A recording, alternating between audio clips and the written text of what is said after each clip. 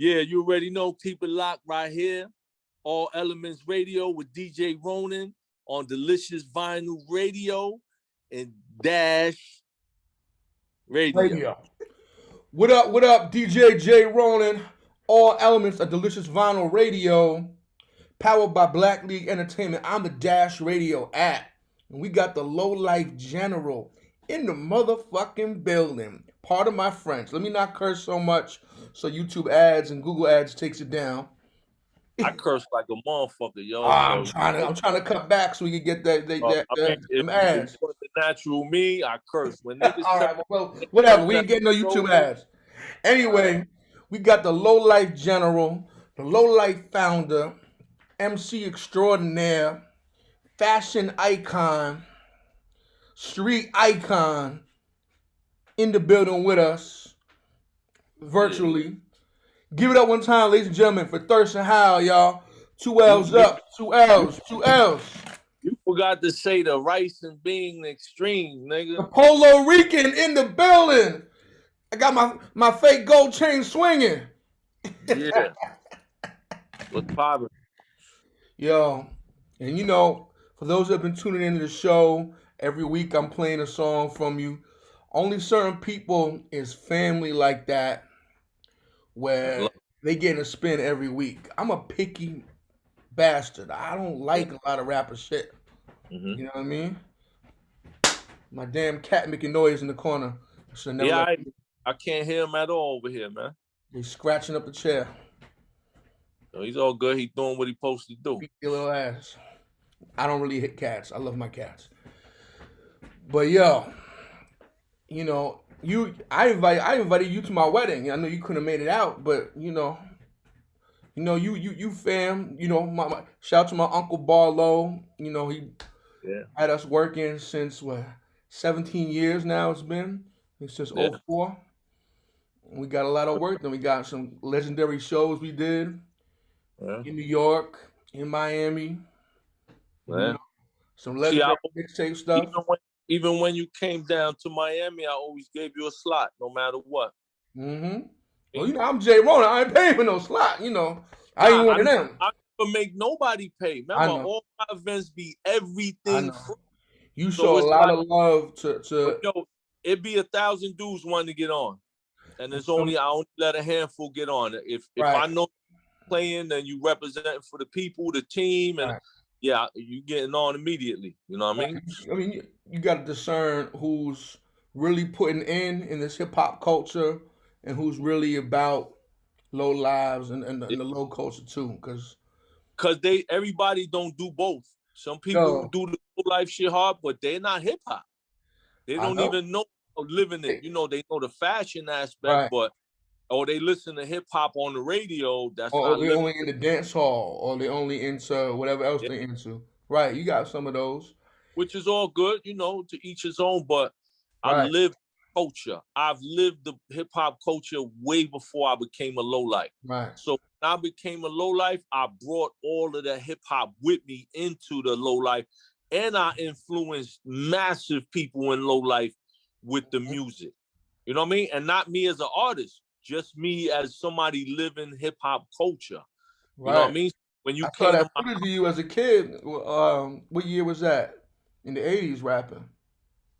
That was 86, man. But wow, crazy thing about that footage is I only did it that day.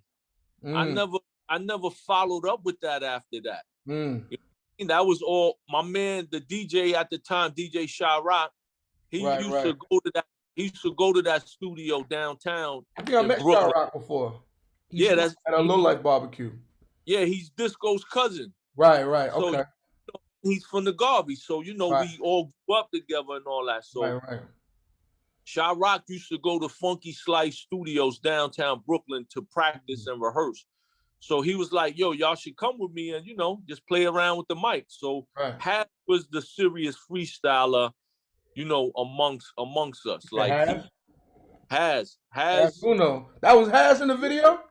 That's Haz. He don't look the same. He big like me now. Yeah. But yo, because you know Haz was also a rap group with Sean Price before Helter Skelter came about. I did hear that, right. You know what I mean? So you know, Haz was always a big influence with the rap stuff, and we all would freestyle. I could freestyle off the top of my dome since I could remember, man. So that day, all we did was freestyle, and then when we, you know, they had a video camera there, say, you know, if you pay $5, we record your whole session.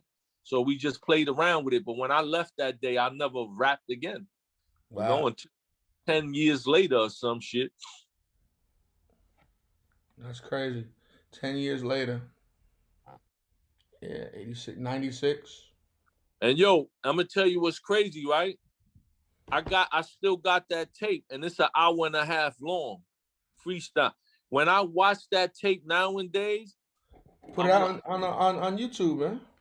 I put clips here and there. I don't spread the whole thing, but yo, I always had it. Even back then, I had it back then. When I watch that tape now, because yo, that whole thing was off the top of the dome.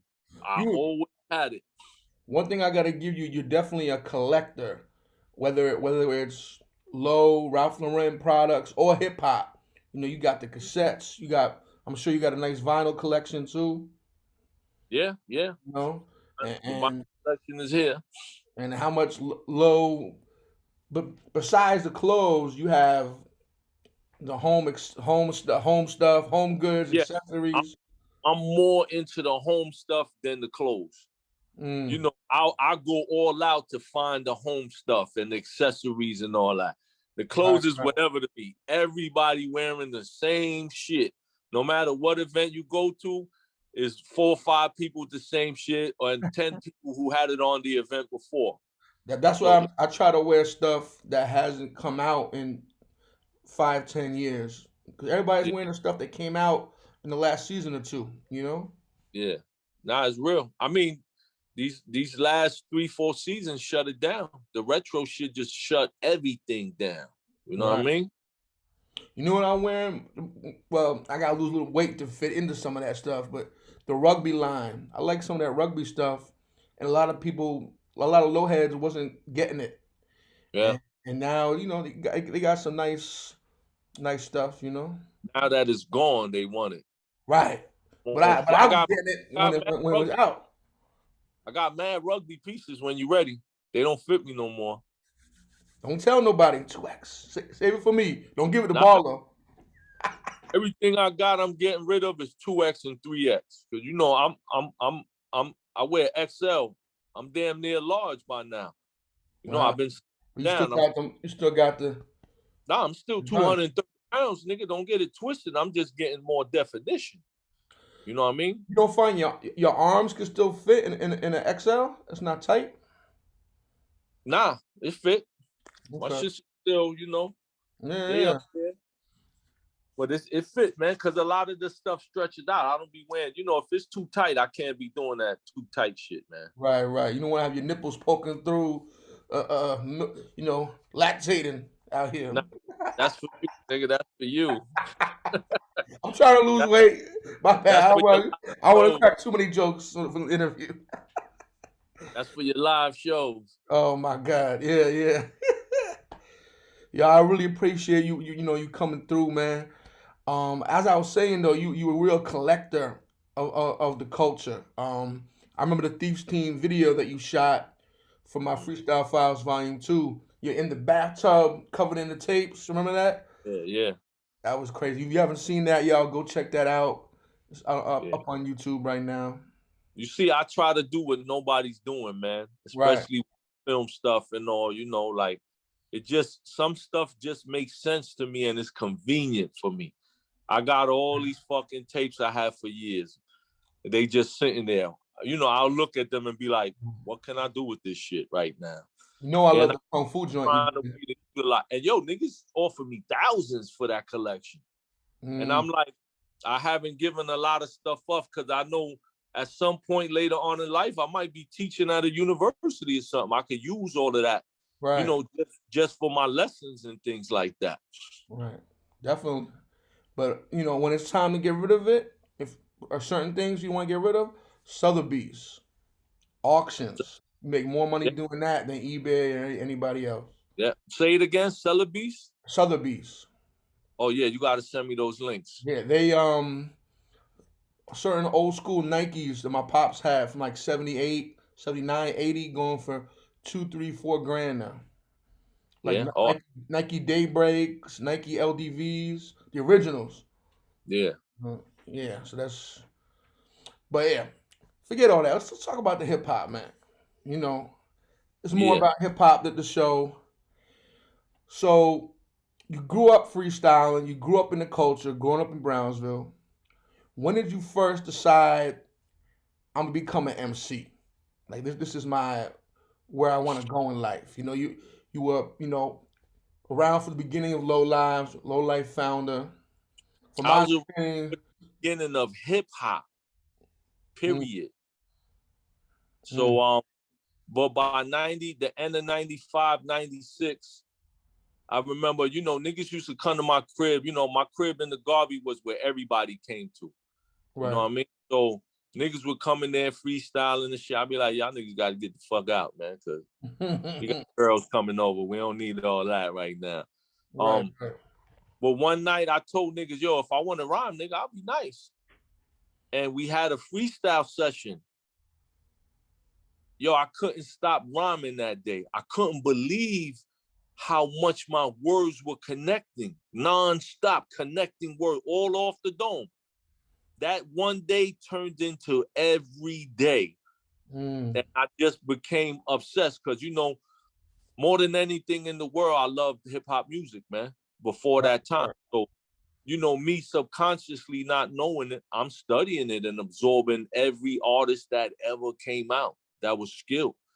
So when it was time for me to play with it, it was natural, man. It was just natural. And after that, it became an obsession. That's how the name Thirstin came, because I was obsessed with rhyming and battling. And so by 96, I was full-fledged, man, going all out to rhyme. Right, right. For those that don't know, Thirstin Howl is a character from Gilligan's Island. And you have the Gilligan's Island album. Yeah, the thing. But if you see in my career, I'm not a biter, right? I'm not a gimmicky nigga either. So I Right, never used anything from Gilligan's Island besides that title. I never did nothing of Thirstin Howl on none of my projects. I never did nothing of Gilligan's Island. The most I ever did was that title, right, Gilligan's Island. But just to prove my point that I wasn't being a gimmick, I came, I spelt my name Thirstin totally different than the way right. he, you know. But at this point in my career, I've stuck to that so much that I could come out doing any gimmick of Thirstin Howl now. Right. Now it's acceptable because I showed you I didn't need it. Now I could play with it all I want, and Yeah, yeah. I shall. It's not a game. I got to give you credit. Your videos are some of the most creative videos in hip hop. I love that video with Philo. Was Ridiculous. ridiculous? Stuck on Yeah. stupid. Ridiculous. Yeah. I directed that. Spaceship to the the Philo versus Low on the tennis court, like a tennis battle. Yeah. I mean, you know me. I did the entire treatment with the ideas for the video. I directed it along with Jokes from Miami. You know, I had hired Jokes and his team from Miami to come to New York and do that whole movie with me, the Big Right, Cousins Payback. So it was all part of it. right. That was hilarious too. Yo, but I wrote the entire thing myself alone. I'm talking about the entire movie. So that means every video inside of it and every skit, every acting skit, all of that. I did the entire production, man, like just Right. putting it together. And then Jokes and them came down and laced it up with me. Shout out Sucre Reyes, who did all the graphics and all that on those videos, man. Graphics is Really crazy. it. He did the spaceship of us flying the spaceship and Right, all that. right. That was great. Our body. And me being into martial arts, I love the kung fu joint you got with the Master Fu. Yeah, thank you, man. Yo, there's more. There's more that I comes need to see through. more. I need to be in one of these. I want to be doing some jujitsu, throwing somebody around. Now, you know what we could do? You could be the Buddha statue. I'll just be Yeah.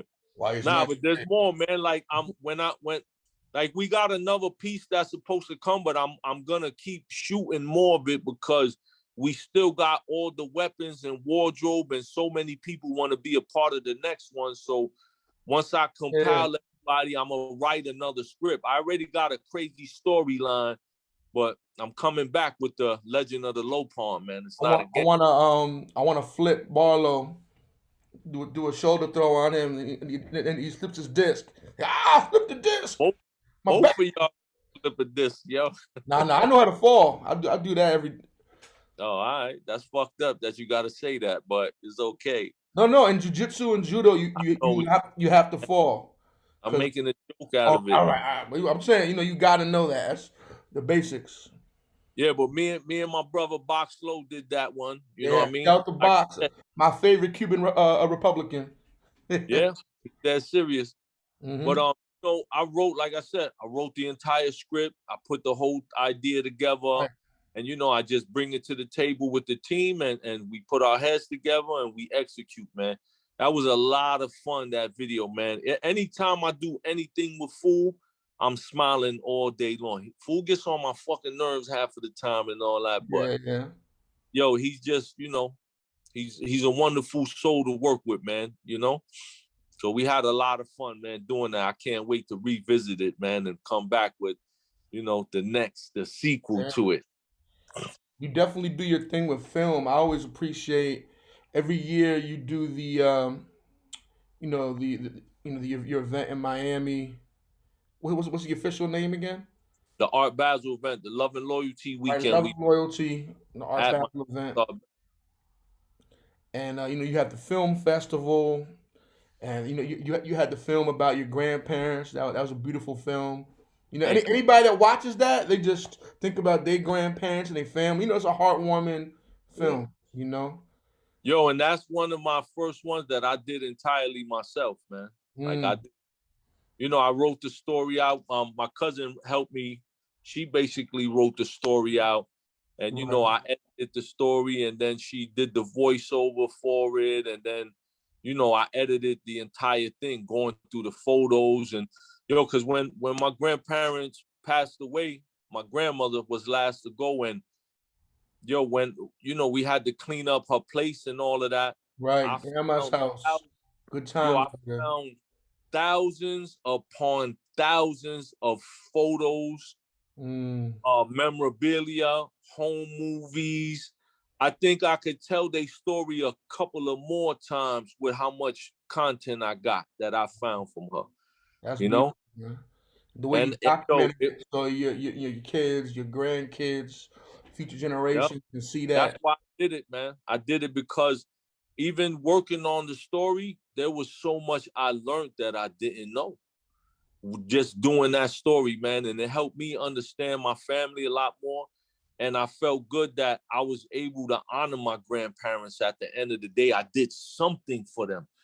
After all the stuff they did for me my entire life, I gave back something in some form, just to make sure they live forever, man. And through that, they're going to live forever. And whoever don't know about them, now it's easy to go learn. Definitely a beautiful thing, man. And we appreciate the, Love and Loyalty Weekend. You always make it dope. Hip hop artists, a salsa band, a film festival. I think it went 3 years in a row now. Nah, man, 8 years. You talking about? I said I went to 3 years. Oh, you went 3, yeah. Right. Yeah, it was it's deep. I mean, I hope it opens back up, man, because we plan to shut it down once again. Right. Well, hopefully, I took my vaccine. I know some people feel strongly for or against, but hopefully things will open back up as people are vaccinated and people are staying safe. It's opening up in Miami, man. I went out the other night and it was full capacity everywhere, lines around the corner, and I'm just walking around seeing all this, but I'm like, that's kind of dangerous. The Republicans out here don't give a fuck. They want that money flowing. So, right. I'm just being observant of it all. Right. I mean, it's still out here, certain Republican states definitely are being a little too reckless, in my opinion. Mm-hmm. And you know, they just had a big festival in India. You see, India's going through it right now, big time on the news. The festival, right? 500 million people got COVID out there right now. Wow. That's or it's 500 million in a certain amount of time. Either which way, the number is crazy. I was watching the CNN. You know, Crazy. And then all the legends we keep losing, man. You know, we just lost oh Black man, Rob, Humpty, Shock G, rest in peace. yeah, you know, DMX, Prince Marky Marky D. D. You I know, love the Fat Boys crossed growing up. paths, I crossed paths with everybody throughout life, man. And it's Right. crazy to I see, played the you know. song with Black Rob 2 weeks ago. The Yeah, D but Heron know, joint. Shout out to Heron. I met Black Rob in jail, man, when we was 16 years old. You Mm, know, did time together. And wow. you know, became like my brother too, like a lot of dudes I met on that bit, man. Like, and Mm, yo, he was rapping then, and he was nice. mm. You know what I mean? And you know, we lost contact for a long time, but then when he came out to Miami, we was reunited, Right, and that's right. how that song came about and all of that. Yeah, You know, cause you know, he's I'm a not a good dude, rapper, man. man. No, nobody remembers me as being a rapper. I was never a rapper when I was making my name Big Vic Low famous. So Mm-hmm. when you know they So couldn't what even, were you doing? I was doing a whole bunch of other shit, man. I know. But it's like, you know, when I became a rapper, I became dead serious, man. Marky D's son used to live on my block in the Garvey. Mm, And I seen his son grow up, and I always right, remember right. Marky D came to get his son constantly on a regular basis and all that. You know what I mean? Mm-hmm. Just all that, man. And you know, as far as Humpty, man, I was a fan of Humpty. Thirstin Howl's Yeah. style was kind of Humpty. I got a lot from Humpty, you know, and Mm, making the voices. I right, even right. did a song recently with the Bad Seed, and I was like, switch my voice and sound like Humpty. House in the Shout out jungle to with the Bad brand Steve. new Humvee. Yeah, yeah. But you know, I only get to meet him once. I saw him perform early 2000s. And it was like a Tupac commemoration event. yeah. And he was there. But you know, I look at all of our hip hop icons and all that. They no different than any prophet in the Bible in our time and generation. Mm, So I admire them, you know, and always, you know, I always pay my respects whether I knew them or not. I'll big them right, up whether right.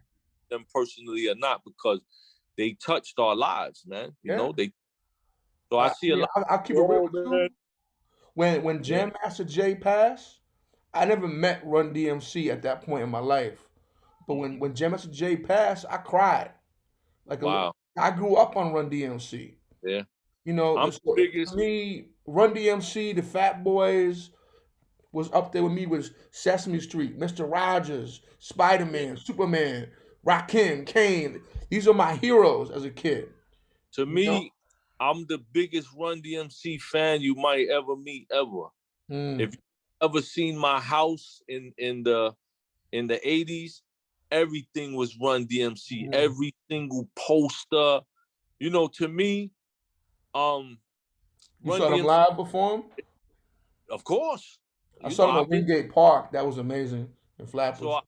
I the Run DMC is the greatest group of all time. I only say Wu Tang Mm, is only second to them mm. because they came first. Because you know the Wu had a bigger influence as far as New York and you know in my style and my era and generation, you know, in Brooklyn shit. But Run But DMC changed the game. People was yeah, no, dressing like I say they people was first. They dressing like they was won. in Funkadelic. Run DMC brought street wear Yeah, to the I, artists. I You know? get it, but the thing is, like I said, they the greatest of all time. I only say Wu Tang is second only to them. You know Mm. what I mean? So Yeah. that's just real, man. Nah, yeah, I definitely love him. Shout out to DMC. Got to meet him a few times. Yeah, And and yo, definitely this mad cool dude. records. I don't. You ever heard Rock Box? You know Rock Box. Yeah, of course. You ever heard the extended version with more rhymes on it? I'm not sure. I'm not sure. And you're not a real Run DMC It might, to it- death, was that man. on the single? There's on a single. Okay, so that now I definitely heard it. Yo, the extended version, the lyrics was crazy, yo. I even like the later Run DMC back when they was chilling with Onyx and they got the ball heads. Yeah, I was fucking with that. I always bought everything they did, man. Right. That was down with the King era. Mm-hmm. Down with the King. Yep. Down with the King for years, about 10 of them. Tell me, break down a little bit about how the low life movement started and where it's gone and how it's transformed today. The movement or the initial gang shit that the started? Initial gang street-ish and how it became a movement within hip-hop. Well, and also, what do you say to people who say, "Oh, you're not a low life. If you're not boosting"? Because certain people try to tell me that to this day. I'm gonna answer that one first. Okay. It was not compiled to boosting. Only. That. You know what I mean? I'm gonna tell you, like, there was a bunch of dudes in low lives who didn't boost. There was a bunch of dudes who didn't wear polo. Mm-hmm. Real shit. It was like 80% of the boosters was ass and getting robbed and all that. And that's when a lot of the other niggas was stepping up, putting in work, showing these niggas stop getting robbed, stop running when you got beef and all that. Because niggas running and all that kind of stuff was happening. And this is in the beginning. But it's also because a lot of dudes were very young. They were, fresh out the house and things like that, jumping into this lifestyle. And then there was some more dudes that were already experienced on the streets. Right. You know what I mean? I could say probably Ralphie's kids was born from boosting. You know what I mean? Like their whole upbringing and the initial way of them getting together was based around boosting besides being friends. And then, on our side, there was a lot of boosters, but it was a lot of dudes doing stick-ups. Right. Like, fuck, they on some fuck boosting shit. Like, what you going through all that for, nigga? I'll wait for you to get it. Ralphie's kids is from Crown Heights. Just for people that don't know that much about the low culture. Right. So I mean, when we came together, it wasn't just because everybody was boosting. There was a lot of dudes together because they knew each other from the street, from all levels, even from jail. Even though we was real young, some of us already did bids and all that. So we knew dudes from everywhere. Like, I'm a brother Barlow. Yep. So like when I come out and we go places, you got your boosters, you got your thorough niggas, you got dudes that's just yapping jewelry in the clubs, you got the stick. Right. Low Life was composed of all kind of things. There was a bunch of drug dealers. Yeah, there was a lot of drug dealers in Low Life. There was a lot of pimps. There was a lot of dudes who ain't get no chicks either. The flyest dudes in the world didn't even know how to talk to a girl, man. So it wasn't based around one thing. You know, and when we came together and became Low Lives by the end of 88, 89, we was full-fledged Low Life. It was a combination of everything. You see, our motto was money, hoes, and clothes. The motto wasn't we boosting. It was money, hoes, and clothes. So it was the combination of everything. However you get that money. There was a lot of people that even when you going on a rush, they don't boost, but they'll jump in a rush and snatch everything and run out. They ain't got time to be trying to, dodge security and all that. Niggas was with the rushes and things like that. So, I mean, to me, I always classified the low life or who was a low life not based on how much they lived this shit. From the street aspect first, because when we started, it was that. You couldn't be just a regular dude coming in because low life was the first ones to taste your blood and eat you alive. So if you couldn't withstand that, you wasn't coming back no more. You know what I mean? So now as the years went by and things changed, because there was a point where low life was dying out. I see the reemerge, how it happened, and I see mad people come back who disappeared forever. Like a lot of people stopped claiming it.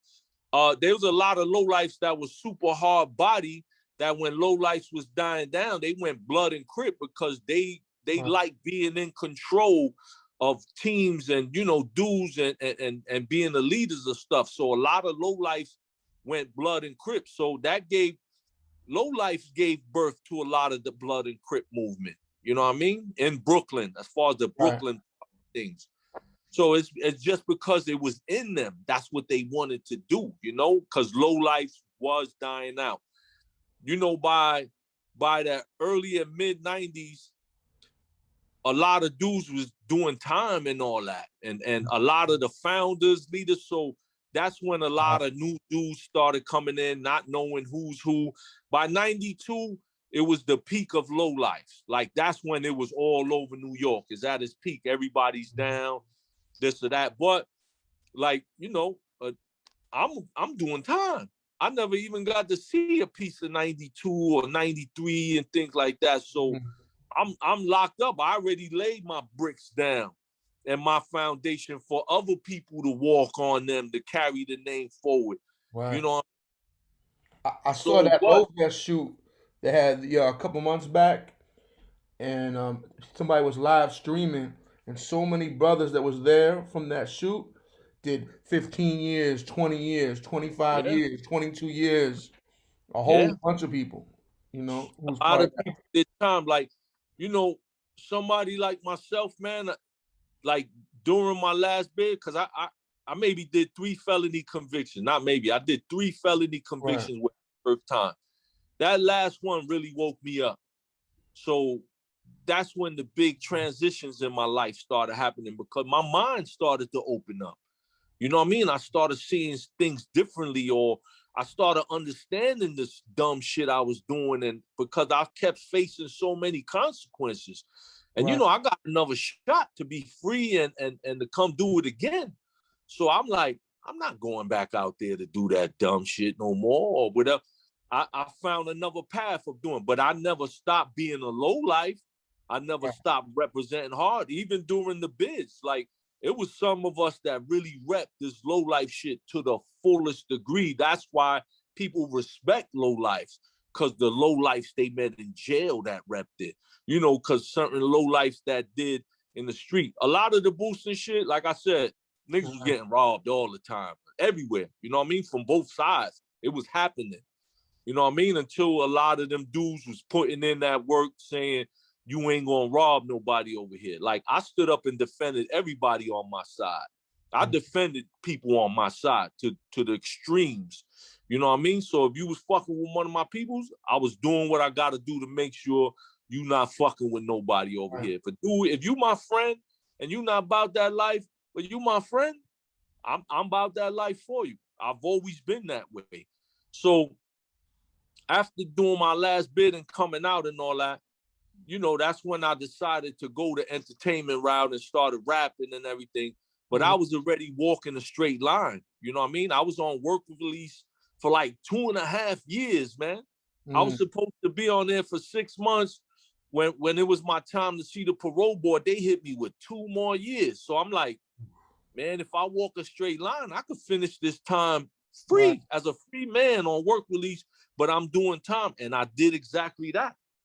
I know you started working on MTV with MTV doing Nah, but even before I was working at MTV, I was working for the Jim Brown program, the America I Can Foundation for Social Change, and I became a facilitator.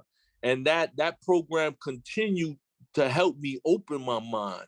And that's why by the time I got into MTV, my path was straight and direct, man. I'm still in the street fighting. I'm still going to the club, putting in work, but I'm not doing no crime. I'm not harming people. You know, I'm not doing anything negative, but I'm still a Brownsville dude having to live a Brownsville life. Right. You know what I mean? You still got to stand up for yours and hold your stuff down. At every time, not just mine. I'm standing up from everybody still. I was still enforcing. I stand up for everybody that's part of us. You know what I mean? So once we started doing the entertainment, Rack started coming aboard, you know, around with because he was pursuing it for the longest. I just started. There was a lot of lowlifes who was rapping for a very long time trying to get it in. You know what I mean? So once that started and we started really pushing a positive movement, like I let niggas know, like when I'm going to do something, I'll still invite 20 to 30 niggas, but I let niggas know, yo, do not bring that shit to where we going. Don't do that dumb shit. Don't rob nobody. And we started enforcing that. You know what I mean? Not letting niggas come around, do nothing negative. You go across the street and get the fuck away from me and do that. So that started creating the movement, because at the same time, we trying to get ahead in rap or music, and we need people to record and make beats and write bios and all that kind of stuff. And I couldn't get a lot of these dudes to do any of that. So everywhere I'm going, I'm meeting other dudes, you know, that were polo dudes. They weren't low life, but they were living polo their whole life. And they always knew about us and low life, and they always wanted to be down. So in that same sense, where these people were being so resourceful and adding on so much just by coming around, I was like, how do I separate the two? Because why I'm not gonna let this dude come in and be part of us when he's offering everything that I can't get out of, you know, originals here. So that's how the interaction started, when we started letting in a lot of resourceful people who weren't street, who weren't, they just were hip hop, because that was the main connection that brought everybody else in. All the hip hop aspect. I definitely understand what you're talking about, because so many people I grew up with, I wanted them involved in what I was doing in the hip hop culture and the business side of things, and they just couldn't leave the streets alone, and they couldn't stay out of jail, and I struggled to try to, some people I got to help and got them on a straight and narrow and got help them get them jobs, but a lot of brothers I just, they just couldn't adjust, and I think some of it might even be a maturity thing or how they was raised, coming from broken homes. You know what I mean? They didn't have certain opportunities. That's all they knew, because that was also my story for a very long time. I didn't want to transition. It took a very long time before my mind actually opened and I accepted the difference in things, and even that people were different. Because coming from the hood, like Brownsville and Crown Heights, at the end of the day, it's like everything is you pussy or you not pussy. So if you pussy, then you get eaten all the time, and that's how that was the mentality. You didn't accept people for themselves. It's like you either was thorough with it or you wasn't. And if you're not, then we're gonna eat you first. You know what I mean? And I learned how much we lost because of that. How much we lost out and we didn't gain from seeing people's strengths instead of their weaknesses. And that's where the transition came in. Because once I started understanding the difference and I started acknowledging everybody for their strengths, then, we opened the doors for everybody who could add on to make this a movement, turn it into a culture. It didn't turn into a movement and culture till the late 90s. You know what I mean? Before all of that, it was just the gang shit and how we was doing it. But once we went in hip hop, then the movement and the culture came in. It didn't become a culture until there was all these other chapters started, until Ayak came into the game, until Mayhem Loren and Queens and So it's like then it became culture, because then it started spreading all over the world. You know what I mean? And it only spread because people saw we were trying to make a difference. We weren't glorifying the negativity anymore. We were standing for me personally, I was standing for hip hop. That's all my concerns was.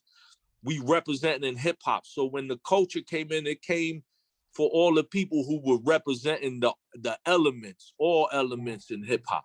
And me, I'm an all element dude. I didn't do one thing. I do it all in hip hop, The same way we did in low life. I did it all. I didn't go boosting every day with dudes. Some dudes, that's all they knew how to do was boost. I did everything. Everything that had to happen. To win in this modern day world, you gotta have all kinds of different talents and skills and get money in different ways. Multi-dimensional. If you're in this entertainment game, you gotta be multimedia.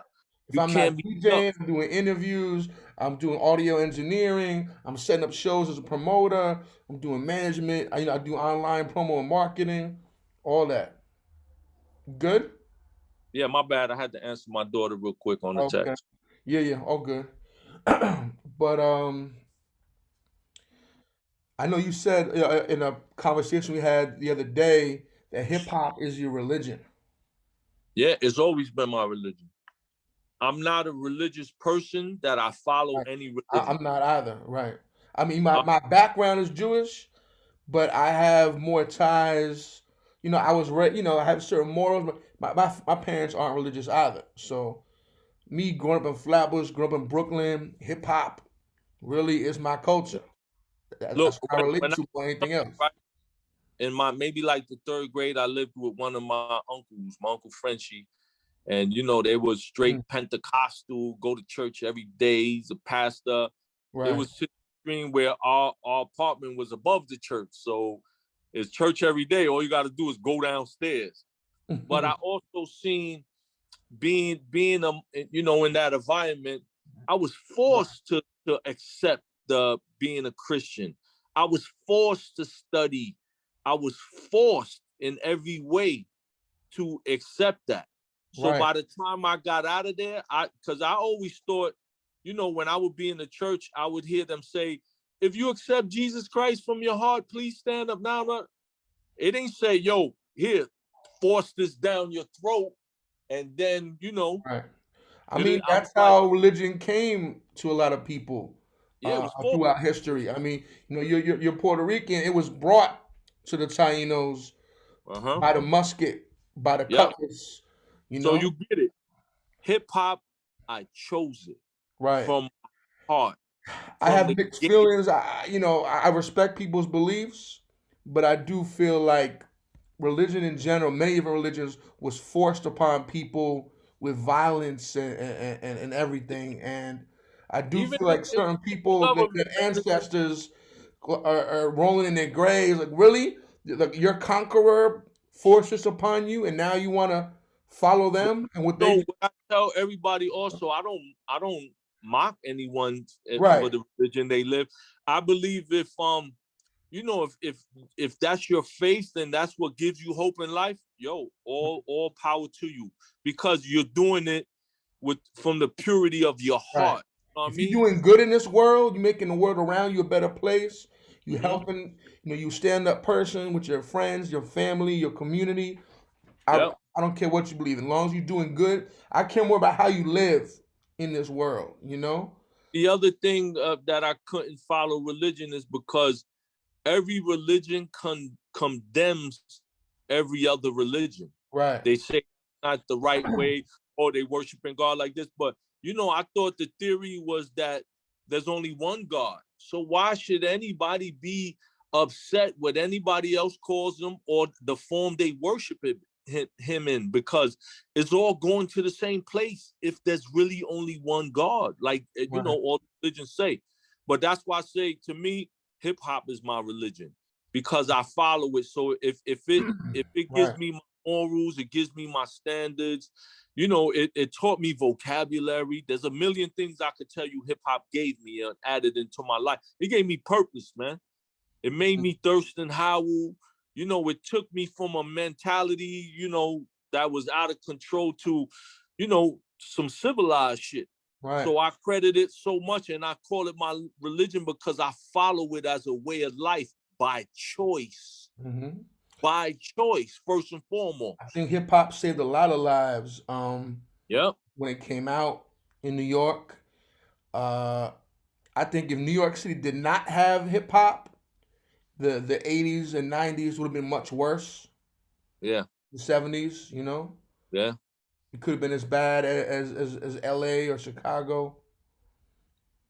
Although I know New York was bad, but we were just as bad, man. Our crime rates and murder rates was all the same. Remember, we were leading the way in New York City with all of that. So it saves lives, man, on everywhere. At this point. So I credit it for so much, and I have no choice but to live it, man. Because it's in me. I don't know what else to do besides live it. you know, and following, abide by his rules, you know. You see how much I dedicate my life to it. My work says it, you know. And I see the respect you get not only from the hip hop culture and the low culture, but you know your book, Bury Me with Meloan, was for sale on the Ralph Lauren app. I saw you on the HBO documentary about Ralph Lauren. Can you talk a little bit about the book and what it was like, just how you've gotten closer with Ralph? You know, you were in the Five Horsemen ad. Like, how did all that happen? That's just amazing. To go from boosting to being taking a picture with Ralph and being in a documentary. Well, I mean, as far as the book goes, you know, Tom Gould from New Zealand, he approached me to do the book with me. You know, he told me his idea, and you know, I was already working on books, so I was like, all right, let's do it. So, first and foremost, the book is not the low life story for all the people out there saying it is, or thinking it is, or wondering why so and so ain't mentioned it. This book is about the polo culture and where it exists today, and all these other people that were influential in their different neighborhoods as far as spreading the culture. You know what I mean?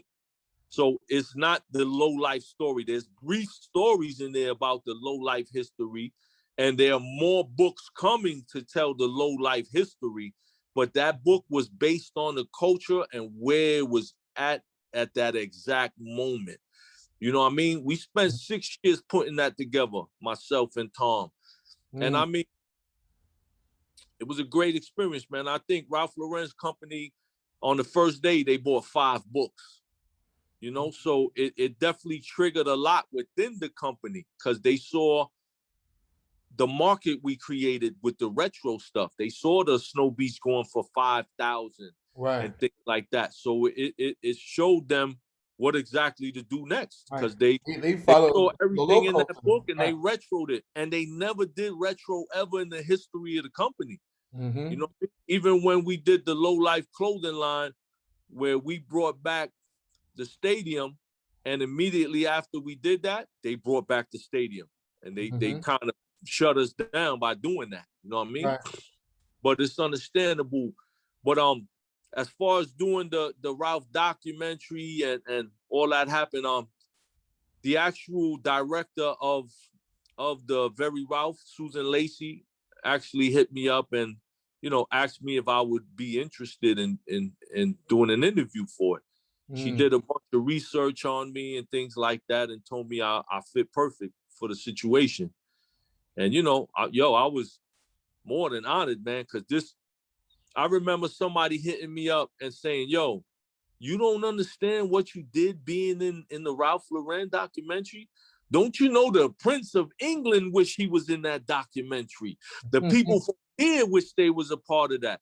I totally knew what it was, and you know, just being in there and have Ralph co-sign the Low Life movement and myself, you know, it's not like I was putting him in my documentary, getting an interview or something. He put you they in actually his. put in his, man. That solidified the crown forever. Was that your first time meeting Ralph at the screening? Yeah, first time ever. First time ever. So, you know, it was monumental. I reposted it on my social media too. I got to meet his whole family, man. That was the crazy part, and everybody knew who I was, you know, and everybody, even from the company, you know, everybody was they were so nice, man. They, you know, they definitely appreciated what I'd done, even for the brand, and what Low Life's done for his brand. Without Low Lives, would Low be popular in the hood throughout America? I mean, it's not the same way. Not the same way, because the way, listen, more than that, man, Low Life showed all these other designers that came after how to make their shit. Because they watched what Low Life did with Ralph Lauren.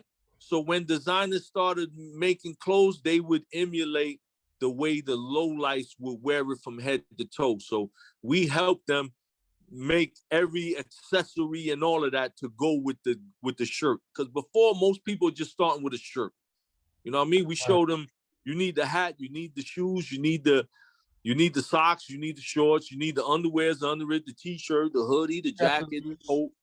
We showed them like you need it all. So, you know, they all followed the low life blueprint of doing it. But even get invited to the 5 Horsemen. Before I even did the 5 Horsemen, I did the Snow Beach shoot with the Polo Company and and Vice magazine.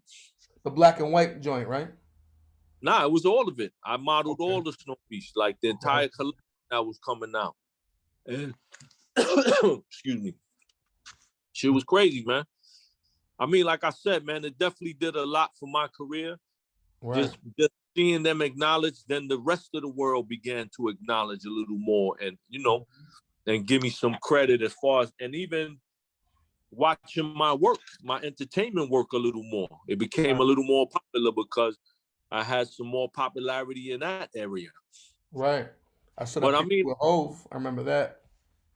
Yeah, I mean, I've known Hove forever, man. I tried to battle Hove 1,000 times. Working at MTV, I used to have access every time Hove came to MTV. I stepped to him. Yo, what's up? Let's battle. Like, yo, he used to brush me off. You ain't got nothing for me. He never would battle me. What year was this? This is like after 96? Nah, this was before. This was before all of that. This is 95, 96. So it's like around Reasonable Doubt, Original Flavor. Okay. Nah. Original Flavor was 89, man. Better go check your history books. No, I'm talking about him with Ski Beats and all them.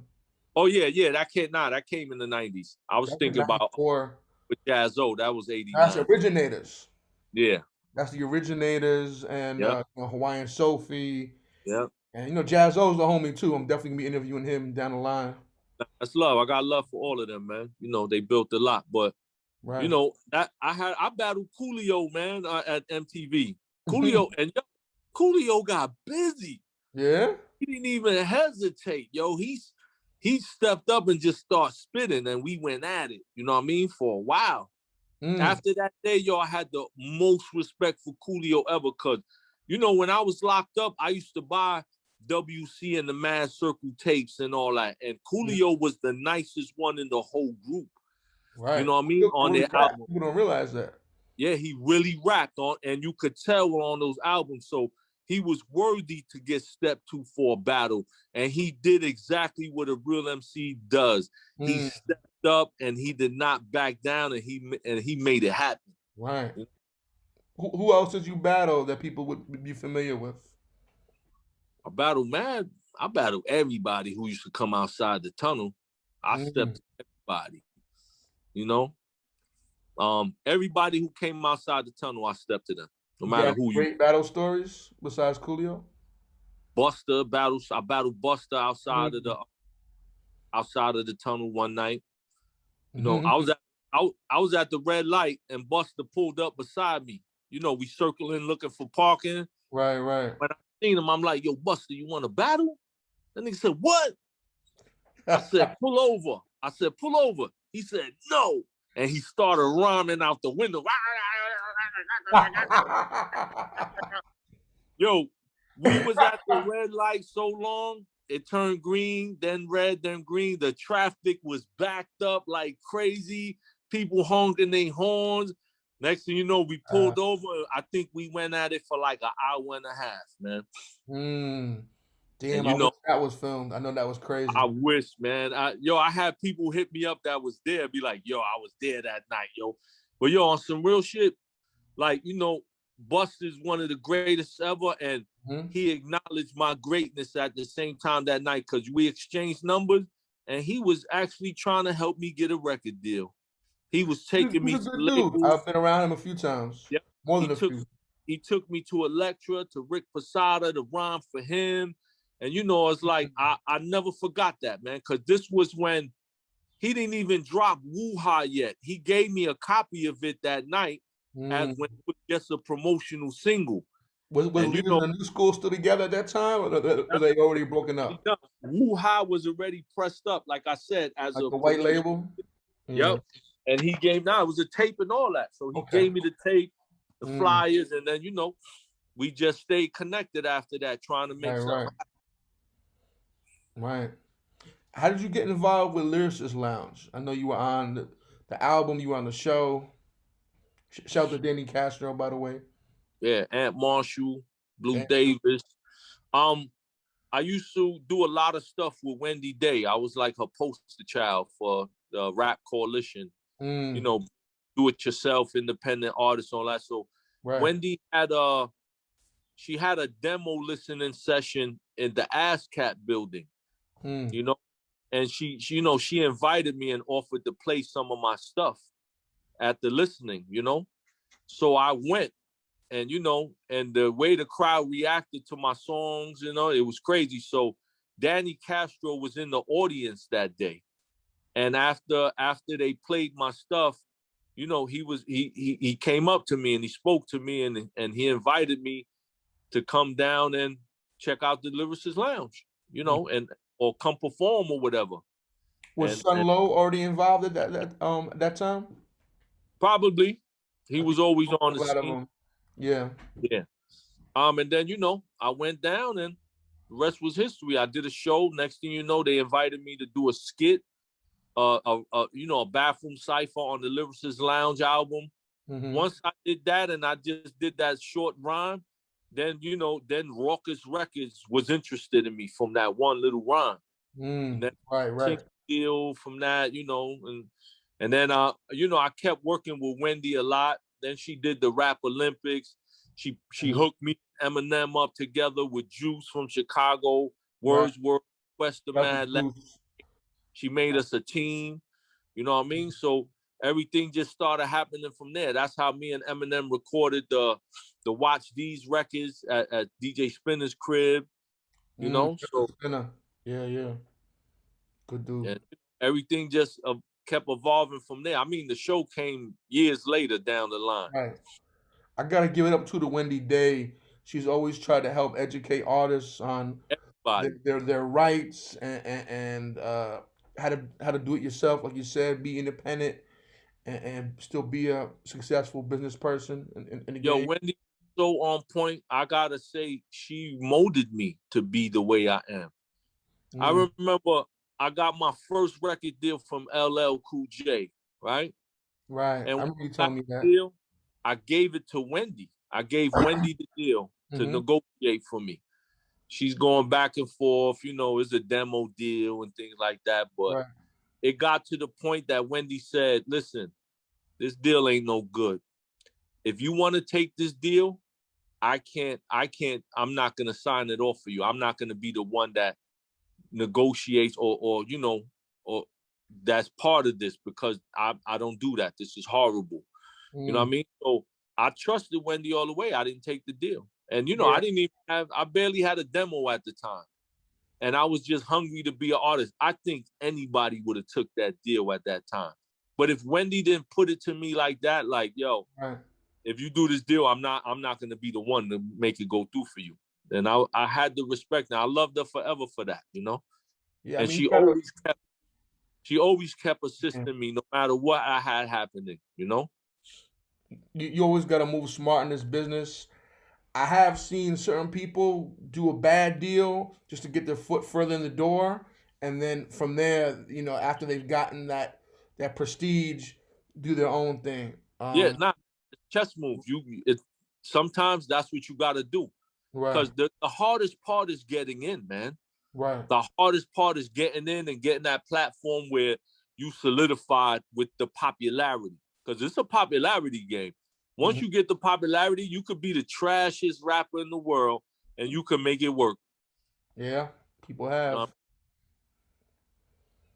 I get mad at that. I feel like you disrespecting the culture by not being good at what you do. I'm a little different on that. You know, I have my preference of what I like, but I always tell everybody, don't never let nobody tell you whether you good or not, because there's an audience for everybody. So if you whack, it's up to the people. So if your friends are telling you, yo, you ain't good enough, but you got 50,000 other people saying, yo, your shit is hot, I get it. Right. Yo, just you, man. Do you. I don't mock nobody's stuff. You know, it's just my preference if I don't like it. But look at when you listen to the radio, right? You don't like 90% of the stuff on there, right? Or maybe 95, but everybody else does. So it's like that's I also feel like certain things are played so often, it's shoved down your throat. It's like, it's you hearing it so much that you start to like it. It yeah, and can't be good. that's what you want your music to be.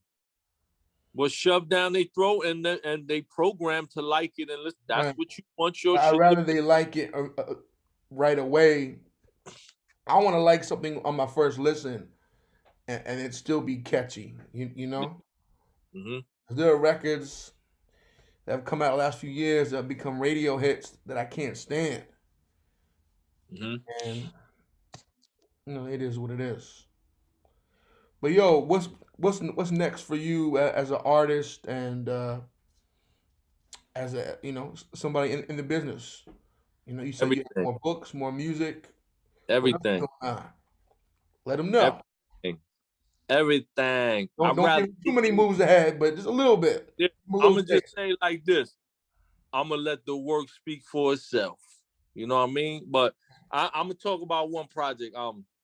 Thoughts Illustrated. That's the next album I'm gonna release. Produced by Mateo Getz. He produced the entire thing. Shout out to Gets Low. Crazy motherfucking Master Street. You know, this is a Getz production album, so we did it more like it's flooded with the features because the direction is to, it's Thirstin Howl still, but we doing it for Getz, for him to big himself up, have all the artists he wanted to work with and things like that. He goes And hard for the movement too. I've been at shows with him in Boston. He got Thirstin Howl, box of CDs. He's moving them. yo, that's my brother, man. He helped my career a lot. A lot of people don't know that. I met them dudes as teenagers, man. The first day I met Getz and all and Jackson and everybody, I just got out the hospital, man. My appendix had ruptured. I was in Massachusetts, and Yeah, I know when you I got came, family out there. I was in my sister's crib, man, and these dudes is in the parking lot rhyming.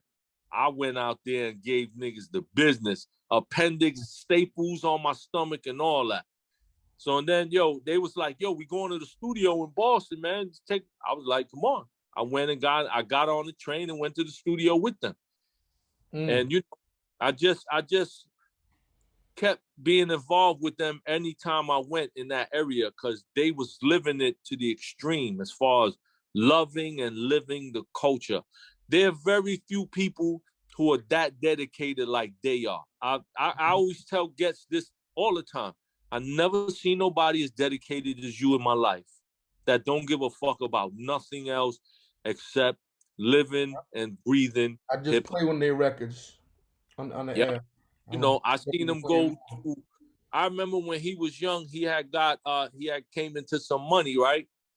And Getz was always the dude that, every chance he get, he's going to pay for studio time, do this and that. And he lived in a big ass mansion in Massachusetts, man, with the pool and he had a room that he had 50 ferrets in his house. And they had their own room with their own beds, and the house smelled like strawberries, yo. That's crazy. You know what I mean? So I told Getz they had a basement, like a bar, pool room, all that. I said, when he came into that money, I said, stop wasting your money on studio. Buy your studio and put in your house. That's and what I got a room in the studio.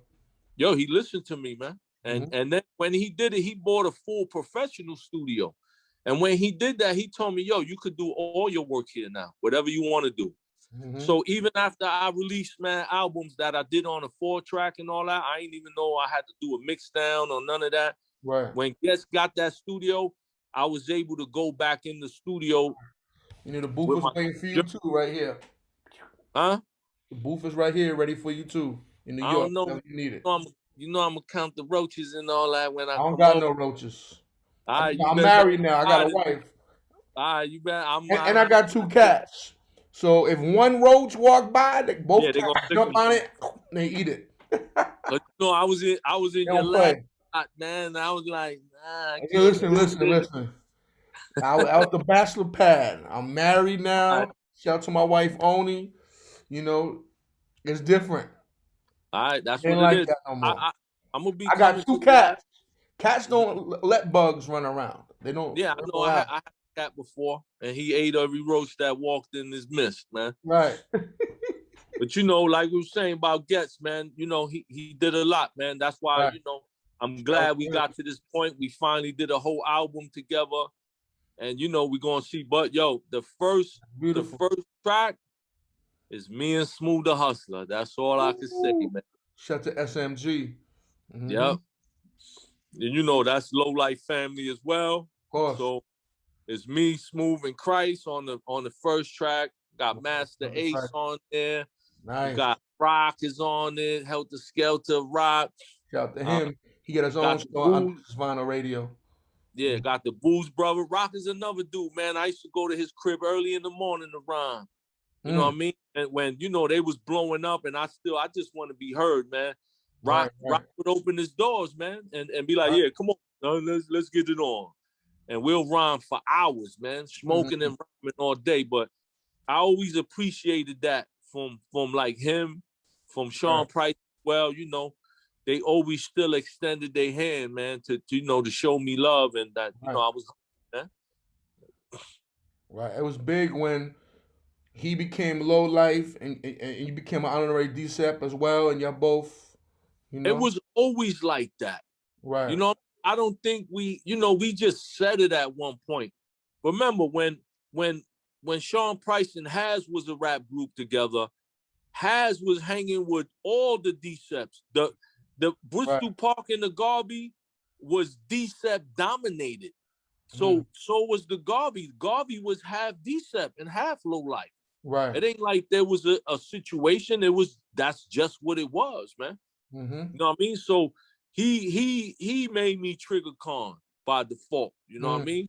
Because he was repping the low with me, hard body, and he was like, "Yo, you got to rep this too with me." No doubt. Let's do it. I got to shout Ronin out because when you do business with him, he's always trying to cut your budget short.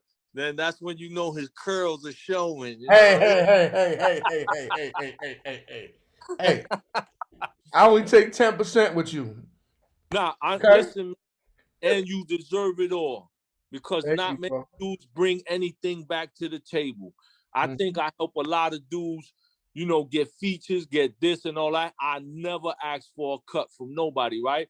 But anytime anybody does, it's well deserved. You bringing it to the table. How I'm gonna argue that? Right.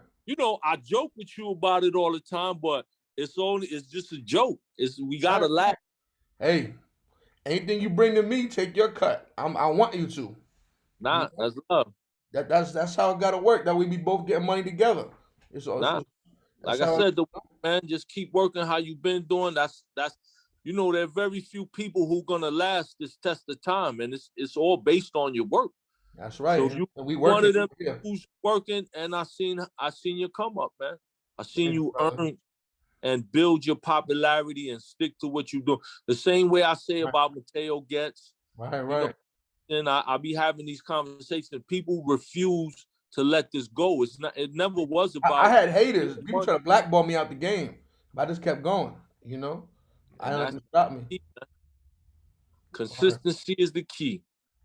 Thank you, brother. 2 L's up. Salute. Love, and make sure you play like 9 songs of mine on this episode, man. I'm playing a lot. I got you, brother.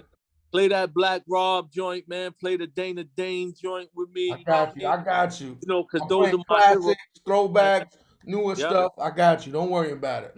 Nah, love is love, and keep doing your thing. 2 L's, boy. Brother. 2 L's. Likewise. All right, peace, family. Peace.